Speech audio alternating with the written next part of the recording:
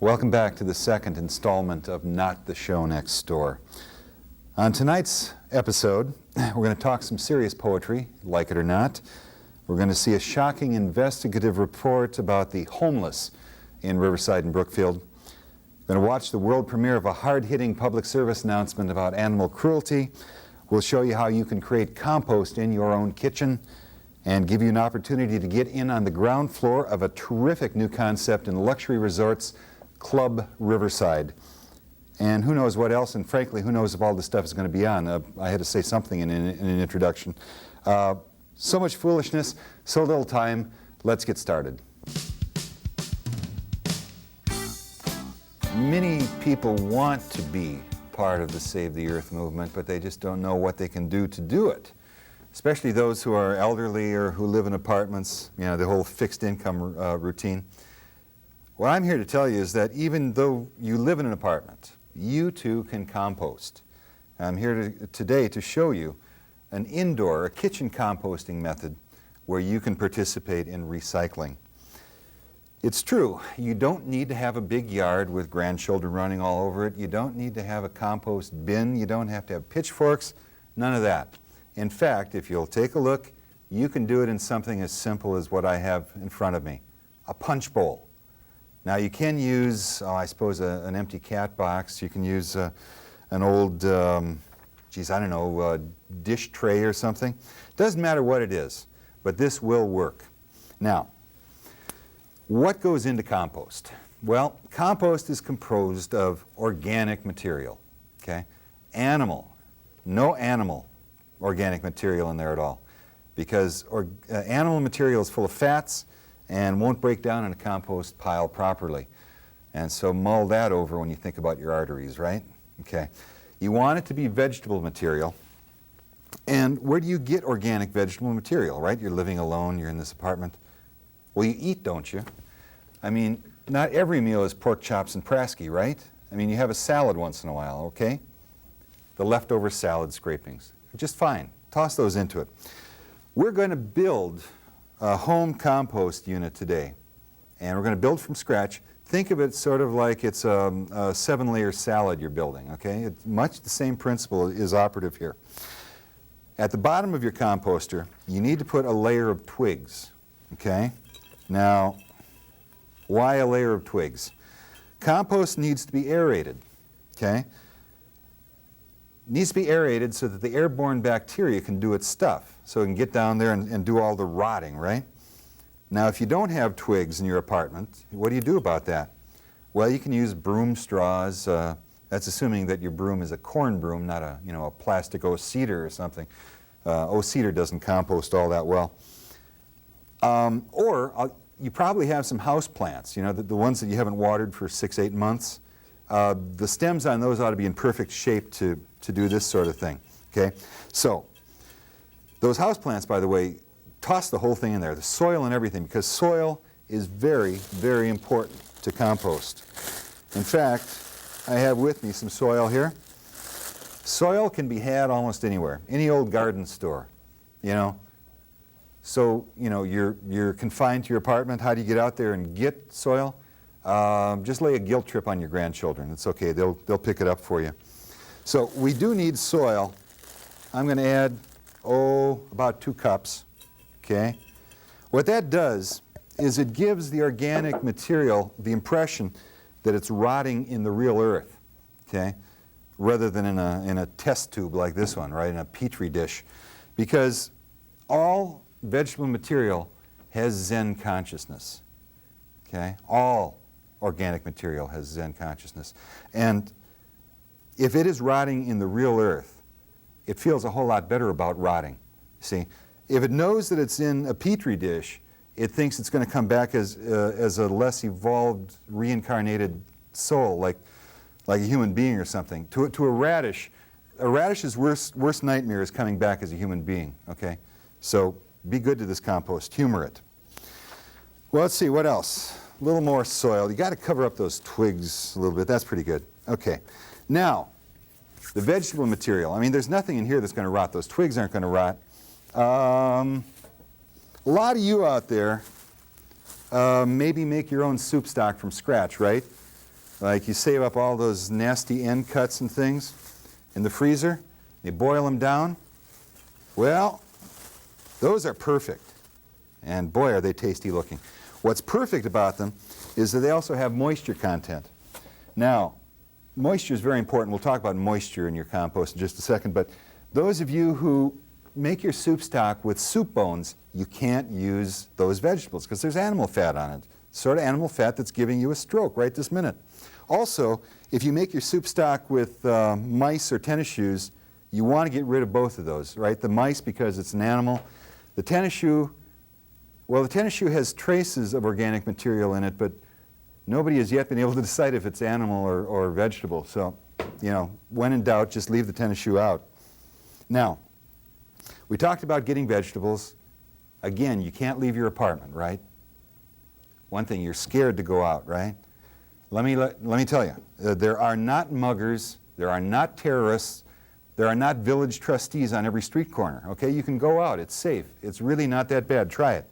Owe it to yourself, get out in the open once in a while. Now let's see, oh God, a delicate matter. Quite important to your indoor compost heap is manure.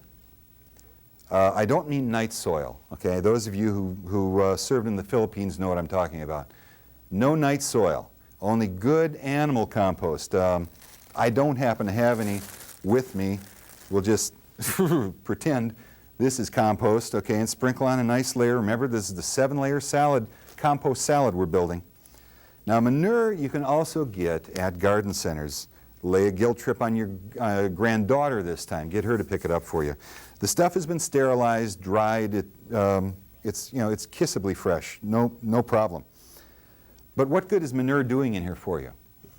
Well, manure is sort of like the jumper cables of compost, right? It gives it like the compost like a caffeine jolt, you know, something to get the rot going real good. Now, moisture, as represented by this symbolic watering can that is empty, is important for your compost. You have to have enough moisture in there to keep the rot going, but not so much that it cools things down, because this compost is going to cook right there on your countertop next to the Mr. Coffee Maker, okay? So not too much moisture, but enough to keep the stew and the juices flowing. Now, let's add a little more organic material here. I don't know if you noticed there are eggshells going in there. Eggshells are just fine. Make sure you've emptied them first. Make sure that they aren't the eggshells of living or at least endangered species, okay, before you throw them in. Remember, inside that egg, even though it looks like an egg, it's an animal in there. Now, this could raise a whole kind of pro-life issue that I don't want to go into with a compost pile, but hen's eggs, okay? Nobody worries about how hens deal with their reproductive rights anyway. We've taken those away from them. Good old yard leaves. Okay, maybe that dead plant of yours that is the twigs at the bottom, that can be the leaves, okay? Keep it going, keep it building. Yeah. Oh, wait a minute. Those are chicken scraps. Chicken scraps do not belong in your compost heap. Now, let's say that this is a nice height, right? You don't want it to brim over. You don't want it to spill over on the counter, especially where you chop real food. We talked about the importance of aeration to your compost heap. Now, when it gets this deep, how are you going to get air down to the bottom to keep things going? Well, what some people do is they'll insert a couple of straws down to the very bottom, right? Now, that serves to vent air down to the bottom, but what it also does, it serves as an outward vent for all the methane that's going to be building up in there, okay? Because methane is a byproduct of composting. Now, some people object to the smell of methane. Let me assure you that your pile will produce less methane than your average cow, but more than a gerbil, for instance, okay? But there's going to be some methane coming out. Some people will, they'll just light it, they'll torch it and burn it off. Looks like you're in South Chicago, driving past the landfills. Naturally, you're going to want to have metal straws rather than plastic on this, but, it's an option. Now, when should you start your compost? Well, if you're doing like I am and using a punch bowl, I'd say start it at least 8 months before the holiday season. You don't want to tie this thing up. And some people may object if the next day after you're done with the compost you're serving punch from the bowl. People do get queasy about that. So you're living in this apartment, you're trying to save the earth, your compost is finished now. What are you going to do with it? Well, ideally, you're going to put it into that empty planter box that you junked a while ago to provide the twigs and leaves and stuff, right? So you'll build up a new indoor planter, or window planter or something. I've even heard of some people using this to make soup stock out of again, you know, kind of recycling the recycling. I can think of a few objections to that, but some people will do that. Failing all else, dump the whole mess into a plastic garbage bag, put it out at the curb with all the rest of your regular garbage. What's the point of that, right? The compost you've created, remember, has a Zen consciousness. It's advanced spiritually, and it's going to do more good in that landfill by influencing the spiritual development of the Totino's pizzas and the Piccadilly squares and the pie slices that are next to it. So you're going to be doing a whole world of good for the overfilling landfill as well. So, kitchen composting, anybody can do it. Anybody can do it. I hope this spot has been earth-provoking and, or something like that. Earth-preserving and thought-provoking. I hope it has been. On this show, This Is Not the Show Next Door, we do more than just try to keep you entertained.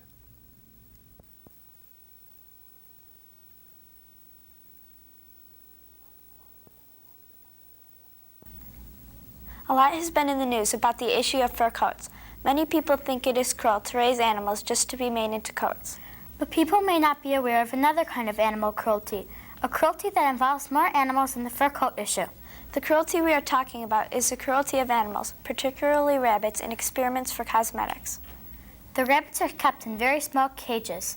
One experiment done is testing different types of chemicals into the rabbits' eyes for bad reactions. While it is important to prevent dangerous chemicals from getting into cosmetics, we feel there are better ways to do it than how some companies do it today.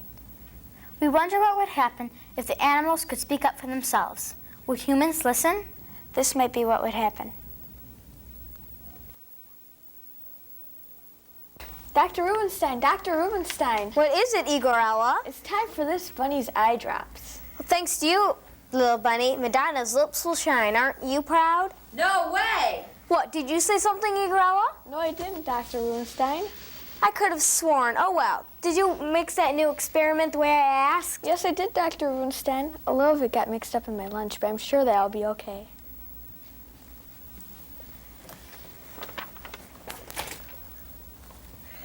Do you think this is the right address? What does it say? 123 Creepy Hollow Lane. Just look at the people in there. This must be the right address. Did you folks order these animals? Yes, but where's the pterodactyl we ordered? They're not in this week, but I'll put you up on the back order. How long is the back order? About 1,000,000 years. So we won't get them by Thursday? Oh, well. Igorella, hand me the eyedropper.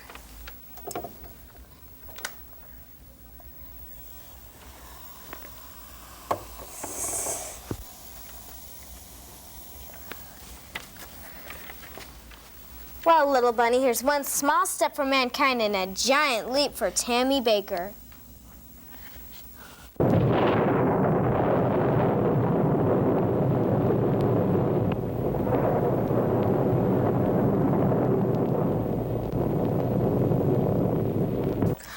Oh, God. Oh, my God.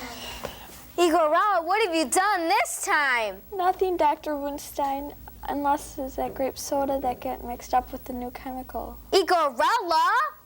Not so fast, Doctor. Well, who are you? Those experiments yours are over. You couldn't be that little bunny. You couldn't be. I am she. Yes, you hurt me and made my life miserable, but I decided if I ever had the chance. What? What would you do? I want to go into the cosmetic business. What? I have my first order already. 1 ton of blush for Godzilla. But first I have to experiment. You wouldn't want to hurt Godzilla, would you? No. Well, then I'm sure scientists like you want to cooperate.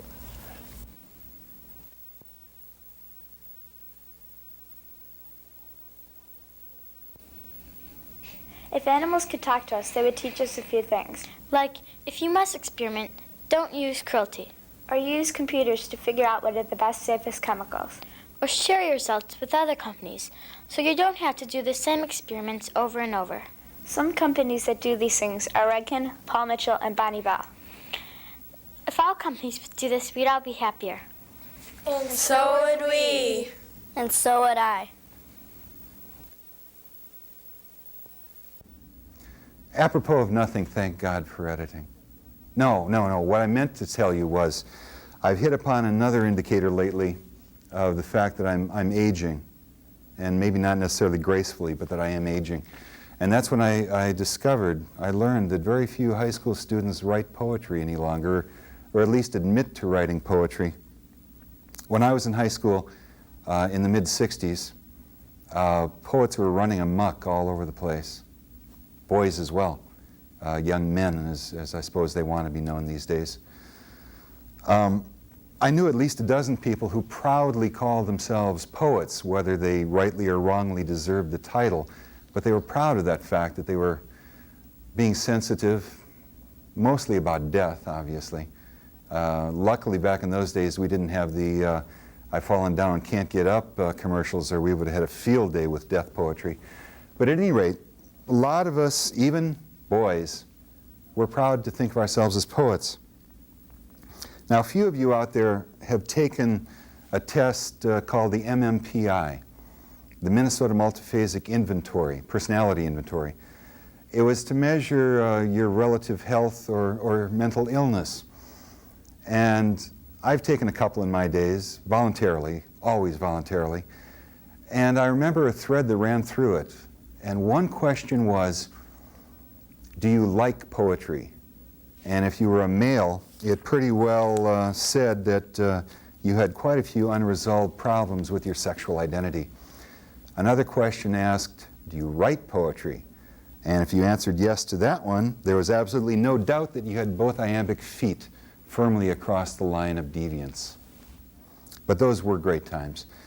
I remember I was in on the starting of the first literary magazine at Roosevelt High School in Minneapolis, called the Villanova. I think most high schools do have lit mags, whether it's once a year or monthly or whenever. And you see great titles, like I mentioned ours. In fact, I brought one along. Villanova, the Roosevelt Anthology, full of high-blown words about we are the new way and all of that. And here we are in middle age, and where's the new way gone, right? Other great titles like Gems or Academy or Metanoia was one of my favorite. I have no idea what metanoia means, whether it's paranoia about metaphysics. I never caught on, but I know they had glossy ads for Dayton's department store. Quill and Brush, for the real artsy set.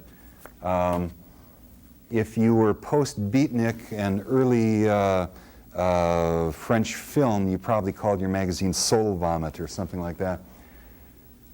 Some of the people I knew went so far as to actually publish their poetry. They'd put out books of it. They is a nice, convenient third-person way of saying I was one of them. And some of those had great titles like, In Praise of Petty Sinners, and Now It Has, and From the Mouths of Graves. Good, positive, uplifting stuff like that. Most of us made these books in the basement of our churches before we fell by the wayside, usually with the concurrence and encouragement of the head minister, who both wanted to do the right thing for young people, but also thought it would be safer to keep our deviance within the church walls, right? So we printed our books of poetry. It was great. But this all changed. Several weeks ago, I had an idea for this show, and I put out an invitation through the English departments, High school poets, come on, not the show next door. We'll feature your poetry. We'll have a literary magazine of the air. The response was fairly muted. One person volunteered to come, and I think she had to wash her hair or something tonight. I'm not sure exactly what, but there are no poets in RB. I was going to unilaterally declare this person to be the poet laureate of RB if this person had shown up, but didn't. But the job's still open if anybody wants to apply, okay? But if there are more poets out there, sorry that you didn't get the word. Sorry that there won't be another show next door. I have a pretty hard view of poetry anyway, that if you are sitting out there unwilling to share it with anyone, don't bother telling me you're a writer, because the poetry is in the sharing. So I don't mean to embarrass you. I mean all 6 of you who are watching, and all 1 of you who may be a poet or whoever read a poem. But there are very few Emily Dickinsons in hiding out there, I'm convinced of it, not in the western suburbs. So instead of student poetry, I'd like to read one of my favorites. It's not one of mine, I'm not going to do that to you. But it's a poem called The Waking by Theodore Roethke, written in a very difficult form called the villanelle. I can only recall one other successful example of it, one you might know, Do Not Go Gentle Into That Good Night by Dylan Thomas. But this is one I like a great deal. So since we couldn't have real poets, since we couldn't even have a shadow of a sensitive poet here, let me share something with you. The Waking. I wake to sleep and take my waking slow. I feel my fate in what I cannot fear. I learn by going where I have to go. We think by feeling. What is there to know? I hear my being dance from ear to ear. I wake to sleep and take my waking slow. Of those so close beside me, which are you? God bless the ground. I shall walk softly there and learn by going where I have to go. Light takes the tree, but who can tell us how? The lowly worm climbs up a winding stair. I wake to sleep and take my waking slow. Great nature has another thing to do to you and me, so take the lively air and lovely learn by going where to go. This shaking keeps me steady. I should know. What falls away is always and is near. I wake to sleep and take my waking slow. I learn by going where I have to go. After I'd given up the idea of being a poet, my next dream was to be a journalist. But those dreams never became real. They stopped with some high school and college journalism. But still, my admiration for journalists continues. And examples of sound news reporting are around us here in the suburbs all over the place. I'm thinking here of like the Suburban Life or Riverside's Landmark. Both of those papers know that news is more than fact, and in fact should not be confused with fact. They're both really on the cutting edge of something as far as I'm concerned. But I think my greatest admiration is for Chicago's electronic journalists, and no one epitomizes hard-hitting, clear-thinking journalism the way Walter Jacobson does. I could cite dozens of examples of Walter's hard-hitting, clear-thinking reporting, egoless reporting, I should add, too. But I'm mostly thinking back to the series he did in February, you may recall it, his Mean Streets Diary. I just don't have enough words of praise to say about that, and I really do hope the Emmy people are watching. Walter should not go away empty-handed on that. Imitation, said Dr. Johnson, is the sincerest form of flattery. The very cynical Oscar Levant twisted a little bit. He said that imitation is the sincerest form of plagiarism. Or maybe it was Joe Biden, I can't really recall who said that. My dream of being a journalist has been revived by the example of Walter. And I realized that Not the Show Next Door has given me the chance to emulate another Walter, Walter Mitty, and live out my dream. What you're about to see next is a documentary that we recently filmed about the homeless in our midst in the RB school district. Now, I'll admit we had a problem right away. There aren't any homeless out there, or none that we could scare up anyway. But did that deter us? No way, no way. It just called on our creativity. If there were no street people out there, we just had to buy one. So we put an ad in the local paper, received dozens of responses. I was overwhelmed, mostly from the parents of teenagers and a few from the teenagers themselves. After weighing them all, we decided to accept the offer of George and Shar Eisner of Brookfield for the rights to their son Jason. Our story opens at the Eisner home as I'm undergoing some really tough final negotiations with Shar Eisner. Now, you understand that by answering this ad that I'm just not out to rent a child from you. I mean, this is for keeps. Did you? I mean, you understood that from the ad, didn't you? I sure certainly did. Do you have any reluctance about selling a child? Not at all. Do you have more than? Do you have a child? How can I put this? Who might be a better bum than the other one? I mean, somebody who would really suit my purposes better. It has to be Jason. It has to be Jason. It has to be. But there's another child? I have another one, but I don't think he's as well suited for your project. Okay, he's a little too upright. Huh? Mm-hmm. Okay. I only want the one child. I wouldn't know what to do with two anyway. Now, my ad was a little vague about price. You probably noticed that, right? Because I've never been into, the slave trade before. Oh, well, we shouldn't call it the slave trade. I've never bought a child before. I was thinking of a package where I would make sure he doesn't die for a period of 2 years, and I'd give you $100. $100? I'm sorry. You've got to do better than I haven't that. seen the kid. I don't know if he's worth $100 or not. You know, he may have a lot of mileage on him. Jason is a fine specimen of a bohemian. Exactly. $75. I'll give you 75 for him then. I'm sorry. You're dealing with a professional salesperson here. Up the ante.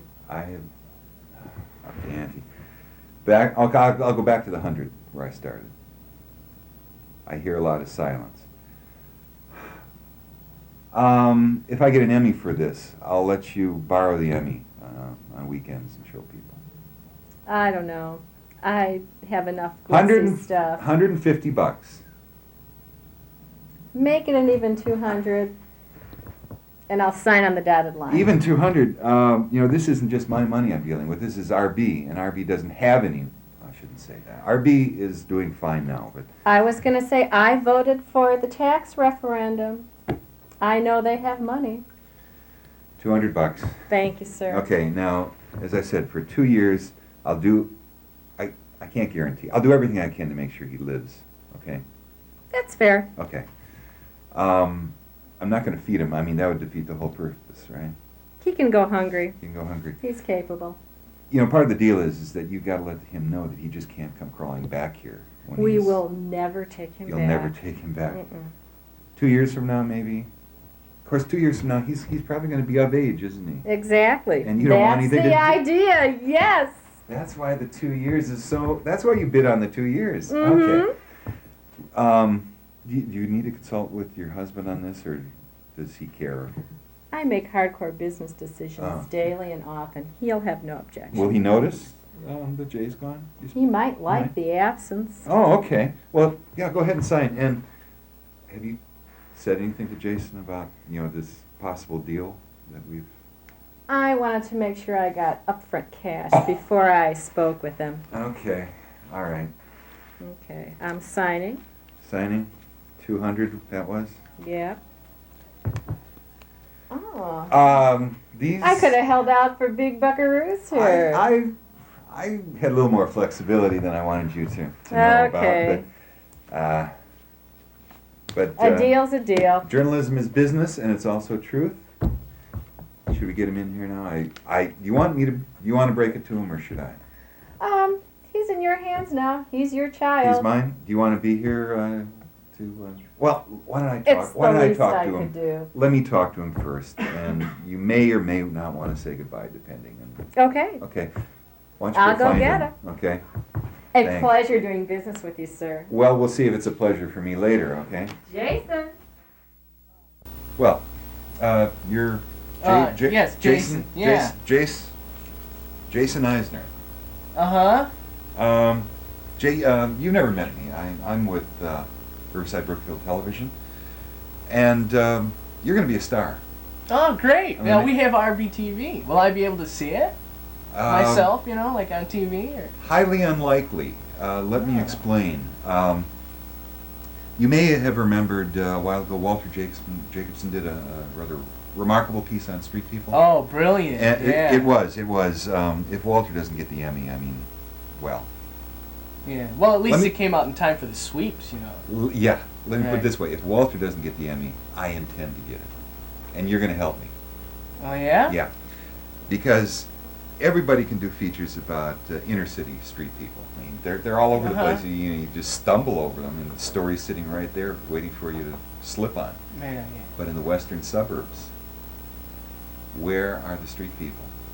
Have you ever seen a street person around here? The homeless? No. Here in Brookfield? No. I'm going to find that person. Now, I swore to myself I would find that person, and I would show how in the middle of this rather cheechy affluence out here, there are still the homeless. Can you help me on this project, you think? Well, I Frank? have a couple friends of mine that are kind of, you know, kind of seedy, but no true to life bums. Let me take it back. I'm not asking for your help. You are going to help me. I don't know that your mother mentioned anything to you, but since I looked around for the homeless, couldn't find anybody, Mm-hmm. put an ad in the Suburban Life. I don't know if you noticed it. No. Advertising for parents to sell a child. No. Are you starting to understand? Yeah, sort of. Have you ever seen Have you ever seen a ton of money and a legally binding contract before? No, I'm just a starving artist. If you take a look at this, you notice I, Shar Eisner, being a sound parent and a responsible parent, hereby sell you my child, Jason Eisner, for the sum of, well, it was $200. It was a tough price for me to pay, but you're mine. And being mine, you're going to be a street person. Oh, well, is this some sort of a sick joke? This may be sick, but I don't think it's terribly amusing. Do you? No, not at all. Journalism is not a funny business. Journalism and truth finding is absolutely serious. And when the truth isn't there for you to stumble upon, you sometimes have to buy the truth and put it out there. And just think of yourself as a western suburb truth, that what you're going to end up doing is showing people that a little compassion in their lives is necessary. You're going to be the model that's going to jack around a lot of these heads out here who are stuck into some pretty conservative thinking, into realizing that it can happen to one of their own. Okay? Oh, so, well then, it's not that long of a time then. You need me and direct me and then I can, I just come back, maybe today we'll finish and... It's not in writing, but Jay, from the drift I got from your mother, she did a little quick addition. I told her that for 2 years I'd make sure that nobody snuffed you on the street if I could. And she said, that's fine. And then she noticed that at the end of 2 years you're going to be 21. And as far as she's concerned, your bedroom is rented already, buddy. 2 years? Well, I mean, actually you're mine in perpetuity, but I said for at least 2 years, or at least until I tire of this project or tire of you, that it'll be over then. So, you've heard of Tom Wolfe, right? Not Bonfire of the Vanities, the other one? You can't go home again, kid. And rather than waste much more time, we have the problem of housing to consider for you, and where you're going to live the next couple of years. I thought we'd run over to the Greeks, Riverside. The Riverside Foods? Riverside Foods, yeah. I'm not talking about going to First Service Real Estate. I'm talking about going to Riverside Foods. I think they did shelf stocking today. There ought to be an exquisite assortment of boxes there for you. Okay? Boxes? Street people live on the street. They don't live in condos, you see. They don't live in brick quasi-prairie style dwellings. They live in boxes. But I figure if we get going, you'll get the pick of those boxes. Of course, who else is going to fight you for them, right? Ain't no other street people. I guess. So I don't know. You want to say goodbye to anybody before we leave, or do you? Actually, after the shabby way your mother sold you and treated you, I think I'd leave. I think I just leave. But you might have some emotional attachments to these people that I'm not aware of. If you want to say goodbye to them, I'll give you a couple minutes, okay? Okay. Okay. I'll meet you. I'll wait on the step for you, okay? All right. Don't be long. Okay. Not too long. All right. Okay. Jason, it's been nice knowing you. Thanks for being a nice child. But you're on your own now. Ma, I just want to know, how come you sold me out? Like, for only $200? Am I worth that little to you? Actually, I thought I got a good deal. Couldn't you sold Todd? He's younger, and me got more. Nah, you're the bohemian type. Well, can't Dad at least say goodbye? Dad is taking out the garbage. I am not going to interrupt. Well, I guess I'll be seeing ya. Okay, bye. Don't forget to write.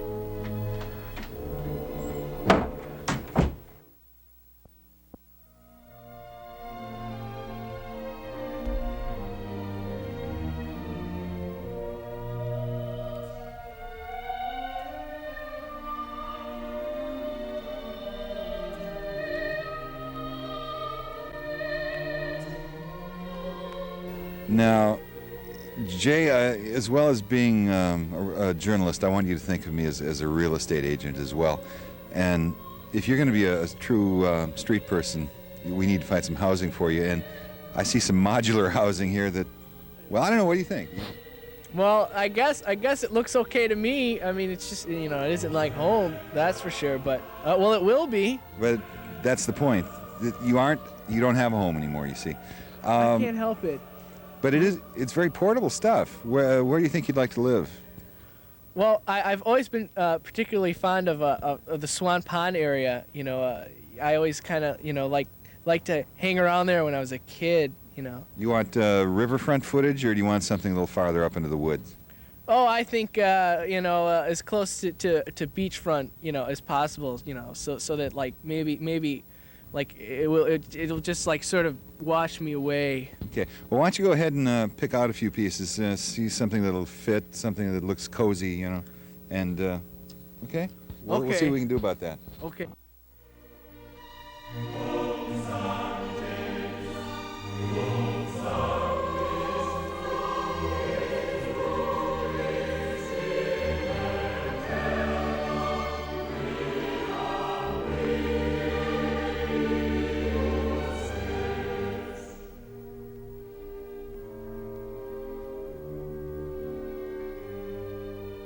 Okay, Jay, I think that's it's going to make a handsome house, almost kind of prairie style in a way.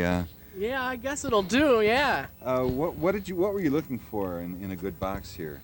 Oh well, I'm kind of new at this, but I'm telling you, what I'm looking for. What I'm looking for is things, you know, that don't have too many staples sticking out, and the ones that are sticking out, you know, so they're not going to stab me in the head, you know, okay. if I get up from a bad nightmare. Okay. Well, Right. I'll tell you what. I think it's time that you brought your home to your new lot. No help, Gary? No, you are a street person, Mr. Eisner. These are mobile. These are modular. I'll meet you over in Swan Pond, okay? No ride? No ride. No, we'll see you over there.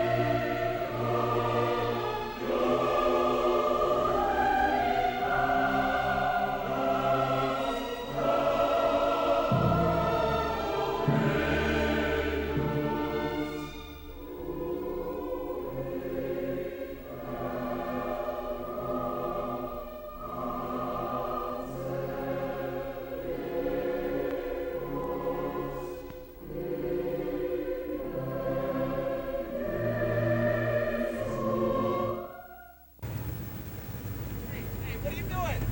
What? Hey, what are you I'm cleaning your window. Your window. I need some money. Some money. I cleaned your window. I don't got any money, man. Hey, get come on. No.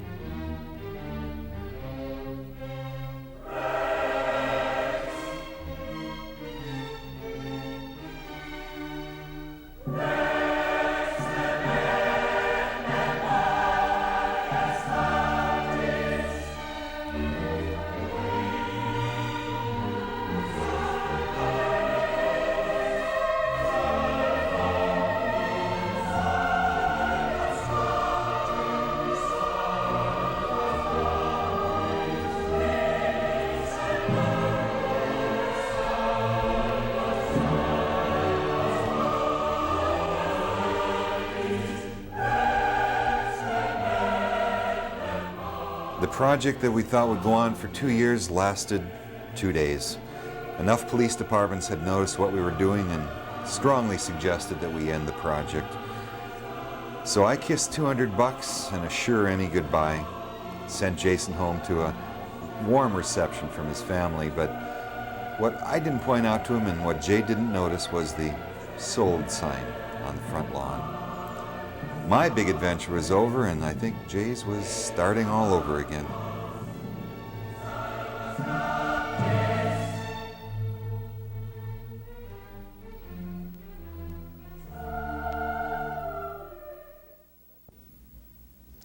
Well, that's it.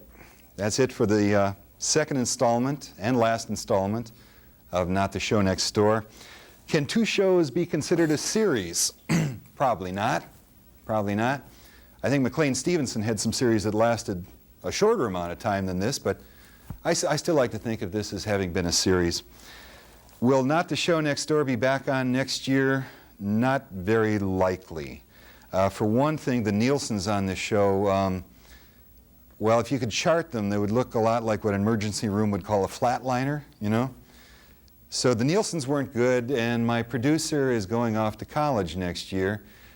I'm not going to have any time next year working my second and third job to pay for my producer going to college next year. So don't count on us being back. But knowing RBTV, these shows will probably be showed every other night for the next school year. So no sweat, right in between the Judy Bar Topinka Variety Show. So it's over. I had a good time. Thanks to all the guests who appeared on the show this year. Jason Eisner as the street bum, Jill Lagerstrom and her music, Mark Johnson and his art, the Girl Scouts, Jennifer, oh, I gave away the name, the poet who didn't show up, Joyce Bradley, our garage sale expert. Remember Joyce and the bird calls? Really good to have her here. The new kids on the block, what can you say? I mean, to have them here was such a two-dimensional thrill that I'm still speechless. Candidate X was with us. Write her in. Candidate X is a write-in candidate, a viable candidate for any western suburban election. She has had at least one vote in the Riverside elections for the last 5 years. All of you in Indian Springs, wherever you are, write Candidate X in. Where does she stand? It hardly matters, does it? And what else? All the other people I've forgotten are people who I wish had been on the show and either turned me down, stiffed me, or turned out to be not very funny individuals. To Gary Prokes and the technical staff, you guys were okay. You're too calm, you're too laid back. It was hard for me to get you all energized, but, thanks. You did your best. And I will be sustained in this life by one thought, by one consolation, that no matter how rough it gets out there, thank God for editing, right? Yeah.